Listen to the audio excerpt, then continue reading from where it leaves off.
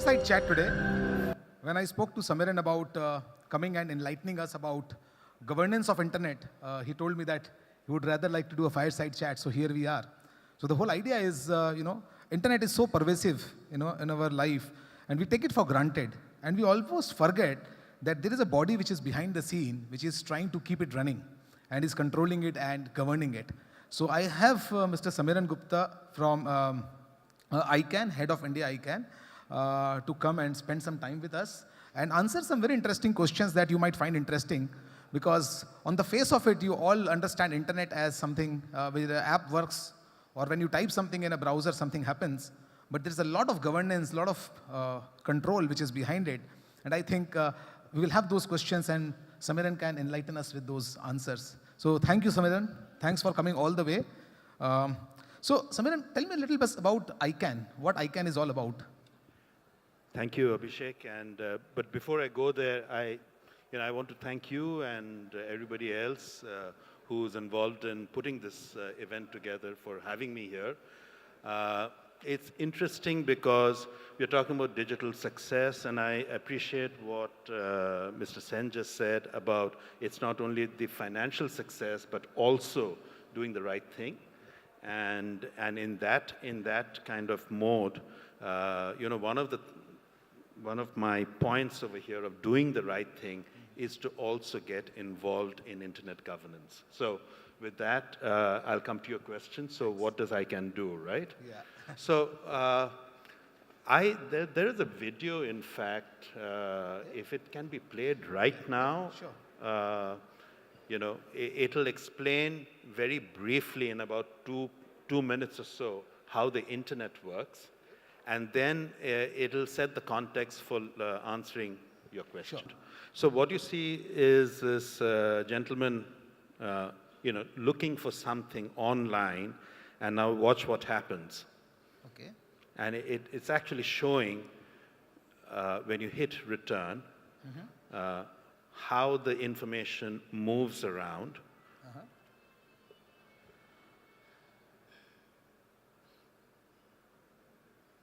So that red line is basically showing the information going.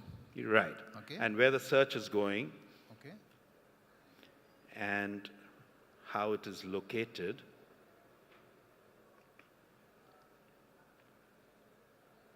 And now it's going to come back to the user. Okay.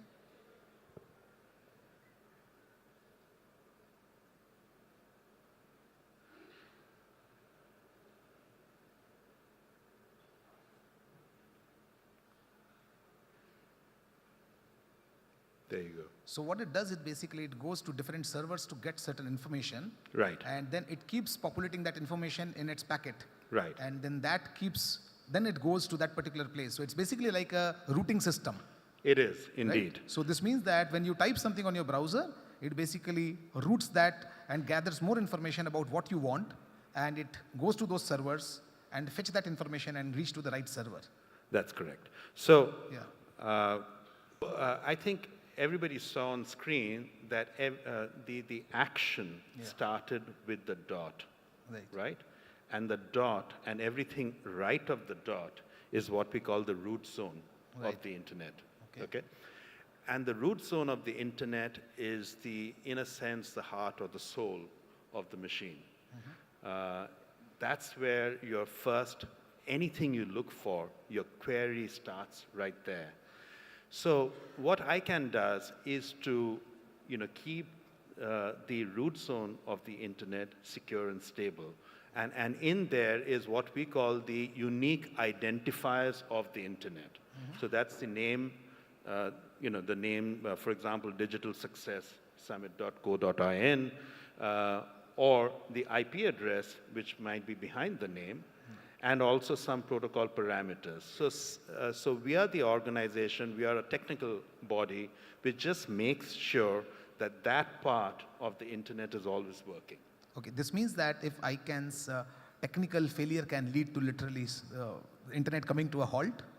Well, so to make sure that we don't fail technically, what we've done is we have replicated the root server system across the world. Okay.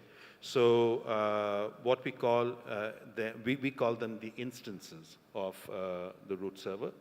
And there's in fact one in Kolkata. Oh, really? Where is that? It's actually in Sector 5. Oh, congratulations. And Calcutta. maybe the gentleman who runs it is in the room. His name is Anand Raje, but there he is. Okay. Okay, excellent. Right. So, There's one in Kolkata, there's one in Mumbai, but apart from the ones that ICANN runs, there are 13 more such instances across the country. So India has about 15, but across the globe, there are about 600 of these. wow, excellent. So these are all different servers in different places, some governed by ICANN, some possibly run by private people to facilitate the overall transaction on internet of information. So how is this overall governed? How is the internet overall governed? Because it's kind of quite scattered and it's having some control, not having some control. So how is it governed? Excellent question.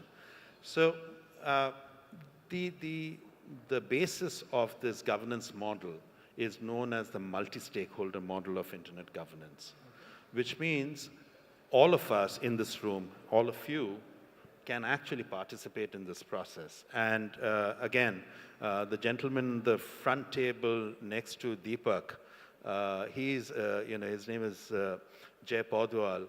Jay is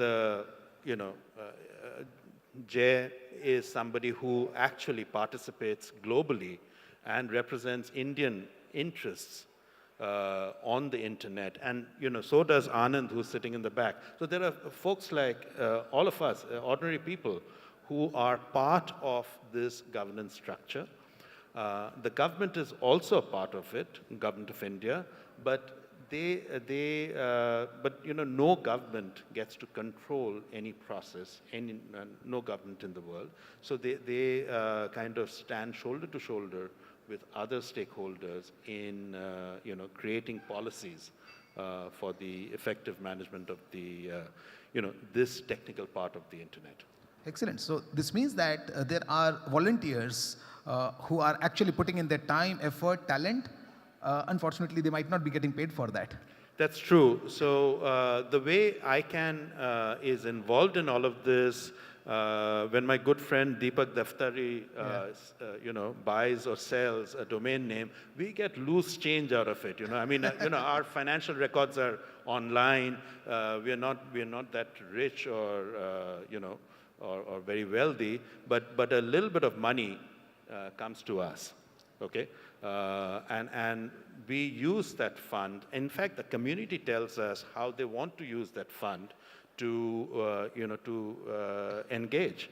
So yes. So and we take the community inputs and we try to support the community to the extent we can. Excellent. So I think it's an amazing democratic structure that runs the entire world without us even knowing what's going behind the schedule, behind the scene. So tell me one thing, Samiran, how are these policies, rules, and protocols decided? The protocol that you showed us, someone is typing something and it is going in the system network and fetching data and showing it to someone. So obviously it needs a very high degree of sophistication in terms of development, in terms of thinking, system design. So who decides all these things? Can all these people in this room as normal citizens of internet, can they contribute towards that, or they are just consumers? Right. So what you saw in that animation is something that has got refined over the last 20 years. Okay? But let's go back maybe even longer. Let's go back to about 40 years ago, okay, when the internet was being conceived. And it was actually a US defense establishment project, but there were like 4 or 5 youngsters in the US. They eventually became academics, almost all of them. So Windsurf is one of them, for example. My former chairman, was one of them as well, Steve Crocker. And then, of course, later, some of this development also took place in Europe. Okay, so Tim Berners-Lee is a gentleman that many of us have heard of, I would imagine. So all these people started working Maybe some of them were funded by governments at that time, but they started working on developing these technologies, and they started networking with each other. So the earliest networks was, I have a packet switching software which runs, let's say, on the stage, and there's just two of us. And the two of us decide that, maybe we should try and send it across to Deepak and see, or to Mr. Videsh over here, and see whether they can receive it and send me a message back. And that's how organically the internet grew, okay?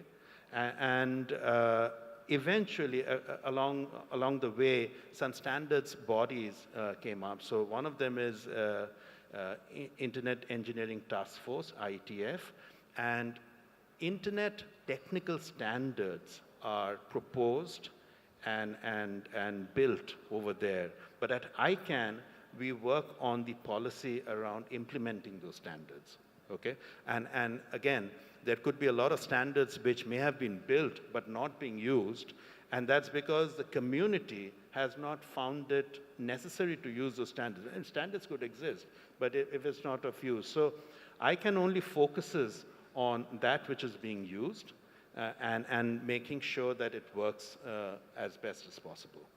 Amazing. So tell me one thing, how are these rules, regulations are enforced? Because there are quite a few, and it's not an organization structure which has kind of a control or a stick or even a reward system. So how do we control this complex system of enforcing these regulations?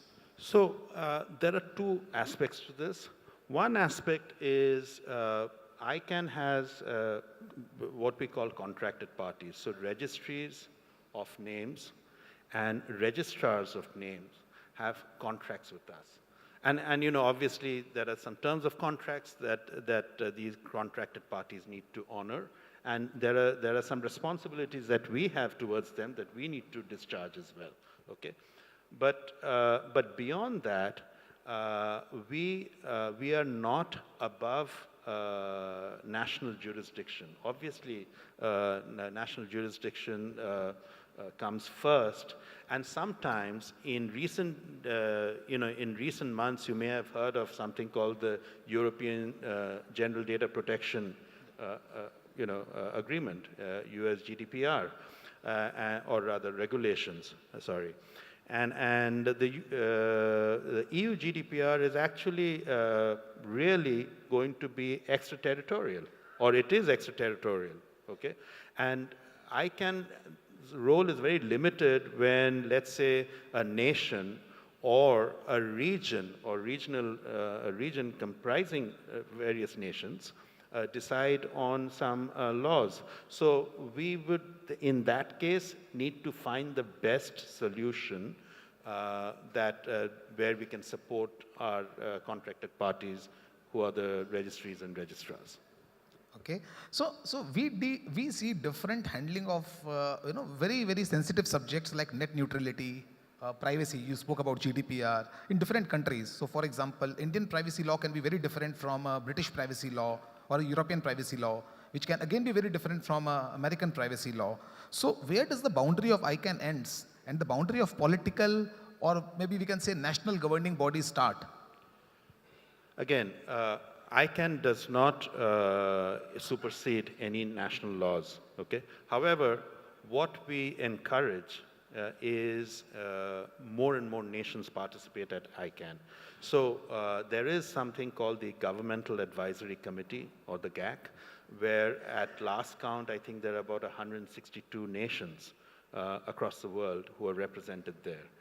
And we encourage the GAC representatives of various countries sharing with the larger community what their laws are going to be, or if something new is coming up, and how that impacts the free and open internet. Now, in specific terms, when you talk about net neutrality, for example, what net neutrality means in the US could be very different from what it means in India, right? And we've seen that. India's more sort of customer-friendly concept of net neutrality, whereas in the US, it's more business-friendly. And I mean, it's really making it very simple, but obviously there's more to it. But now, those are the local market dynamics, okay?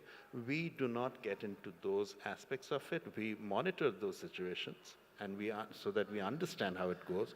But our focus is really one, that really there should be one internet system in the world, okay? So do you foresee that happening anytime in next 5, 10, 15 years? What happening? That the entire world has one single internet system Well, and one single rule of law. So currently, the internet all of us are on is one unified internet system. But you can actually have an internet for this room and not connect to the rest of the city. Right. So there could be, I mean, there is a term that social scientists have for it. It's called the Balkanization of internet, okay? Now, there could be an attempt to balkanize, but, it's in the interest of everybody, of the users, to keep it open and one. There are countries which may have filters, which are kind of hardwired into their firewall. But even those countries are able to trade, do e-commerce across the borders. So without getting into a more serious political debate, I think what we have today is a open and free internet by and large, subject to rules and regulations of individual countries. And we'd like to keep it that way. And if I may take a minute to expound on that, one of the things we are working on, and we are doing a lot of work in India around this, is making the domain name system, the DNS, available in local script. Okay. So why does somebody necessarily need to know the English language or the Latin script to type to get to some place? Why can't someone just say digital success in Bangla, spell it in Bangla, and get to that site? Okay. Conversely, what does it take for that content in, let's say, the 22 Indian languages to be tagged and be available on a search? So hopefully that will also open up a lot of domain investing opportunities for those sitting on the fences. Well, I will not get into the speculative side, but keeping with Mr. Sen's theme earlier, when he said that doing good, we believe that helping the next billion people in the planet to get to the internet is a social, it's a responsibility for all of us, and we've been supporting that process. Excellent. So, I mean, on behalf of the audience in this room, I would like to ask one thing.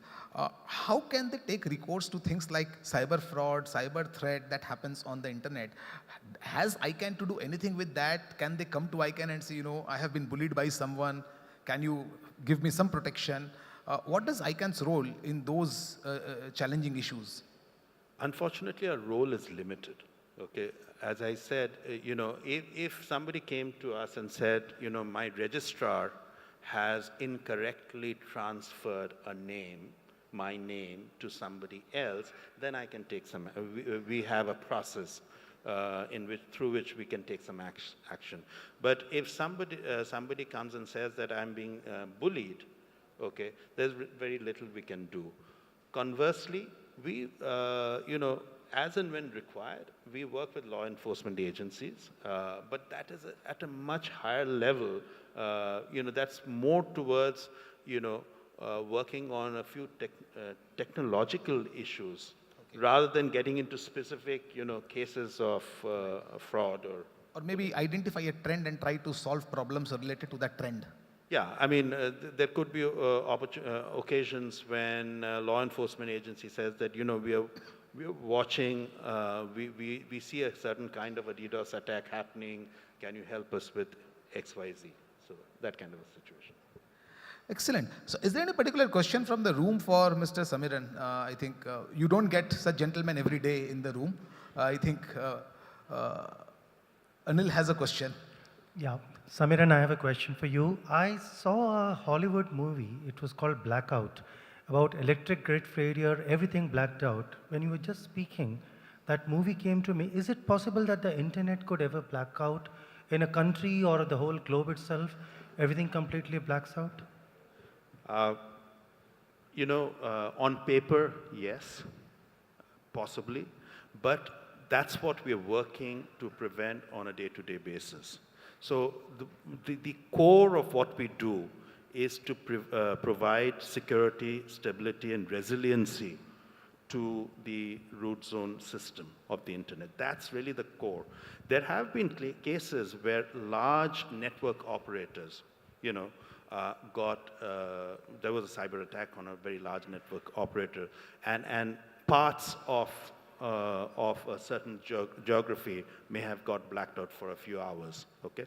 But as I said earlier, we've got about 600 of these instances across the world. Soon enough, the traffic gets routed. Now, can all 600 go down? I don't want to get into the realm of speculation over here.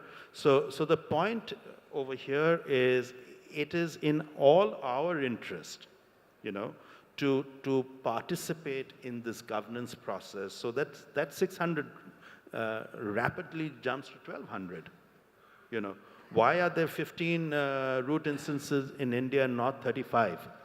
Okay, and then if you are a right-thinking person involved in this conversation, the next question can be, okay, logically, India, all the data comes to India through, let's say, cables, undersea cables. A lot of it comes through undersea cables anyway. What do we do if, let's say, those cables are not working? Okay, so these are provocative questions to your questions, which can be discussed in an entirely different seminar. But there's solutions on both sides. Thank you. Thank you so much, Samiran. I think it was quite enlightening. I hope this small chat with Samiran has been able to enlighten you with some of the ways how internet works, because I think it's very important for us to know what happens behind the scene and how this whole thing keeps working despite of having such a large diversity of people and such large diversity of thoughts and skills around the world. Thank you, Samiran, for enlightening us. Thank you so much for having me. Thank you. Thank you.